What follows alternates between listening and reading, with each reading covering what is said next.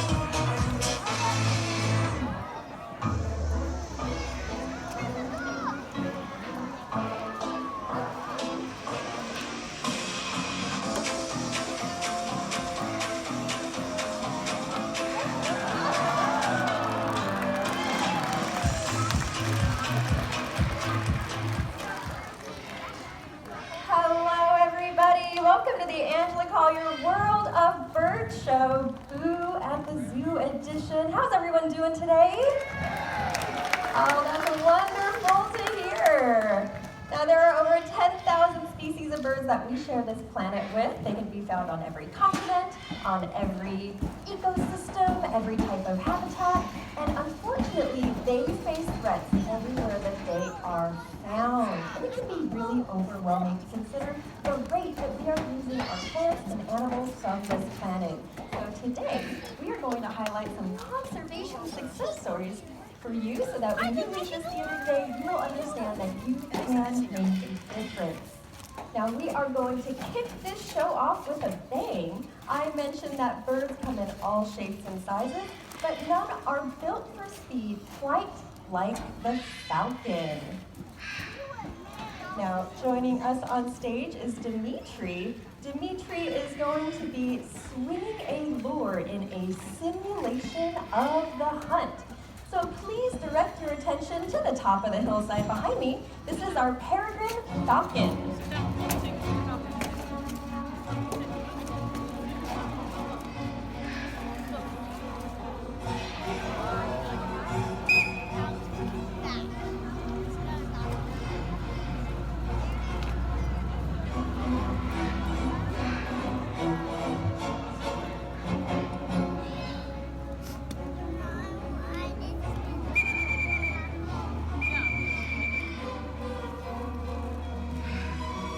Watch as he comes in for one final pass. Beautifully done. Now, when people think of speed and the planet's fastest animals, they often think of the cheetah. However, the fastest animal on the planet is right there. Peregrine falcons can reach a diving speed of 200 miles per hour in pursuit of their prey. Now, these birds are extremely common. In fact, we have a couple that visit our stage, a couple of wild peregrines. However, it's incredible to think that we almost lost them from this planet. And that was due to the pesticide DDT, which interfered with their ability to metabolize calcium, causing their eggs to crush under the weight of their own bodies. Now, Fortunately, animal lovers like you and I realized that we were losing them at an incredible rate, and we were able to keep the DDT banned in the 1960s, and I'm very happy to report that as of 1999, they were officially removed from the endangered species list. All right, now we are going to shift gears just a little bit, and we are going to move over to the brighter, more colorful, and more talkative world of birds. Now, who could I be talking about? Well, parrots, of course, and we have a lot of them at the World of Birds, but it's my pleasure to introduce you to this gorgeous little guy. And he's relatively new to shows. He's still getting used to it. I'm still getting used to it too. But this is our beautiful yellow-naped Amazon. All right. Hi, what's your name? Hi, Bogey. I am doing well. Thanks for being polite. Now, in addition to being a gentleman, Bogey is quite the singer. And like any true professional, he knows how important it is to always warm up. Can you warm up? That wasn't a warm-up at all. Can you warm up? All right, good job, buddy. Now, he has prepared a couple songs for you guys, like this classic from the Wizard of Oz. Wizard of Oz.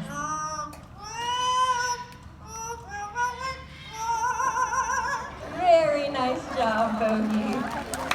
Now, he also knows a song by Tony Bennett about San Francisco.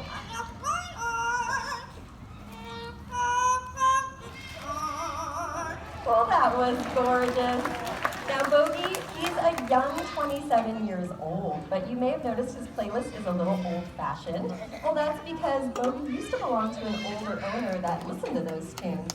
In fact, it's really common for parrots to go through several owners over their lifespan because parrots can live a very long time. If we're lucky, Bogey might live to be 60 or 70 years old. Now, it's estimated that to take care of a parrot over its lifespan can cost upwards of $100,000. Yep. Now, think of all the things you could do with that, buddy. You could probably feed yourself for the rest of your life. Is that good? You could also throw an extravagant birthday. You could even take your family to Disneyland. Very nice, Bogey. So if you were thinking of getting a parrot, you might instead consider a cat, or a dog, or a hamster. There we go. Or if you were really set on having a long-lived, expensive animal that can talk back, maybe just stick with having a family. All right, you guys, that was Bogey, our yellow-naped Amazon. Would you guys do me a favor? I mentioned Bogey is still being trained. I've noticed that if you wave to him, he will say goodbye. Can you guys all wave? Bye. Nope, not today. Come back, maybe he'll be ready to say goodbye in the future. All right, good job, Bogey. Let's push you on home. Here you go, buddy. All right, now we love to introduce you to parrots and talk about how difficult they are to keep because they are a beloved pet, but they are certainly problematic. And, well, Baby here, our salmon-crested cockatoo, is demonstrating one of the biggest challenges of owning a parrot, which is that they make that noise all day, all night. 6 a.m. we get here, he's doing that. In fact, if you listen throughout the rest of the show, you'll probably hear him doing that backstage. Bogey used to be, or Baby used to be a pet. I don't know why he was relinquished. Strange. Now, the LA Zoo just launched its Not a Pet campaign. As you're walking around the zoo today, keep your eyes peeled for posters around the zoo highlighting some of the zoo's most iconic animals and how they used to be problematic pets. Now, in addition to being difficult to keep, a lot of parrots are trafficked in the illegal pet trade, and that is certainly the case with our next bird, which is the largest flying parrot in the world, the beautiful hyacinth macaws. easily recognized by that radiant blue plumage that they have. Absolutely beautiful. Now, these birds are found in Brazil and Bolivia, and the biggest threats that they face are habitat loss and wildlife trafficking. Now, unfortunately, when poachers go to steal these chicks, they will cut the trees down, thus not only eliminating a generation of hyacinth macaws, but also permanently destroying a nesting site. Now, these birds are the gentle giants of the parrot world, but they are certainly powerful. Did you see that giant beak that she had? Those beaks are capable of crunching open a coconut. Extremely powerful beaks right there. All right, now we have seen some beautiful parrots. We have seen the incredibly impressive speed of a peregrine falcon. But no bird of prey is quite as versatile as the Harris's hawk. Now joining us in the stands is Heather. And in just a moment, I am going to introduce you to our Harris's hawk, Phoenix.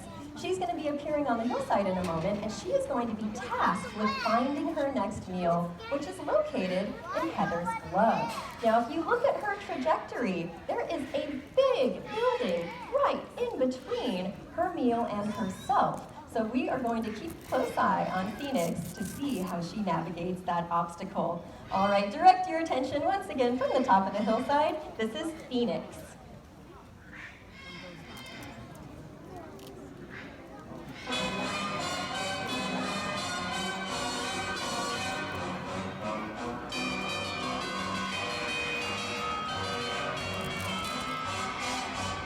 She's approaching the building, and she tucks her wings in to go through two tiny windows to get to Heather. Beautiful catch and nicely done, Phoenix and Heather.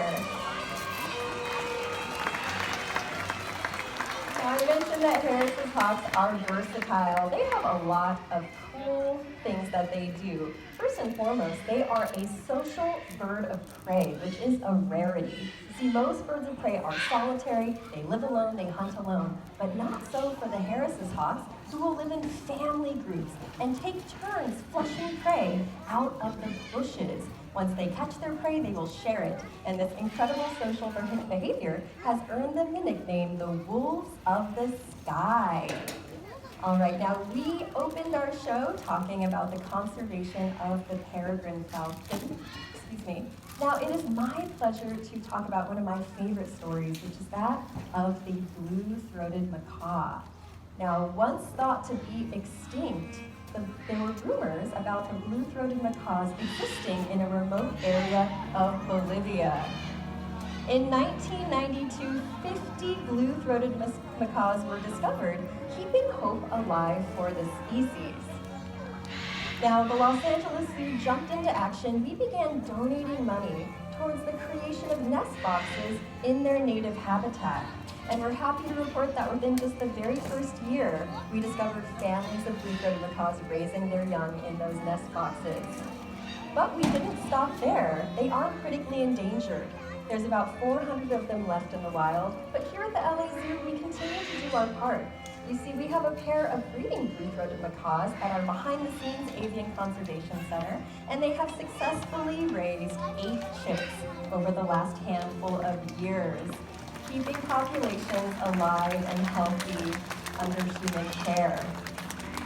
Now, perhaps what the LA Zoo is most well known for, though, is the conservation of another highly endangered species.